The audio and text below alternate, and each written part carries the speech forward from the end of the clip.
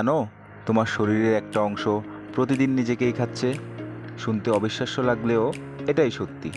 আমাদের স্টোমাক, এতে থাকে এক ধরনের শক্তিশালী অ্যাসিড যার নাম হাইড্রোক্লোরিক অ্যাসিড। এই অ্যাসিড এতটাই পাওয়ারফুল যে এটা আয়রন পর্যন্ত গলিয়ে ফেলতে পারে। ভাবো তো, এমন অ্যাসিড যদি আমাদের শরীরে থাকে তবে আমরা বেঁচে আছি কিভাবে? আসলে এই অ্যাসিড শুধু খাবার হজম করার জন্য না, এটা ব্যাকটেরিয়া ধ্বংস করতেও সাহায্য করে। কিন্তু সমস্যা হলো, এই অ্যাসিড আমাদের স্টোমাকের ভিতরের স্তরকেও ড্যামেজ করতে পারে।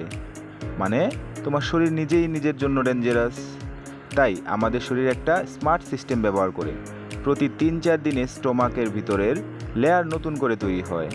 এর সাথে থাকে মিউকাস নামের একটা প্রোটেক্টিভ লেয়ার, যা অ্যাসিড থেকে স্টোমাককে রক্ষা করে। তা না হলে স্টোমাক সত্যিই নিজেকে খেয়ে ফেলতো।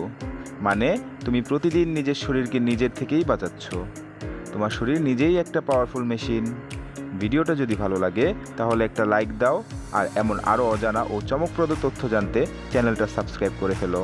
আমি আবারও আসবো নতুন কোনো কিছু নিয়ে। ততক্ষণ পর্যন্ত স্টে কিউরিয়াস।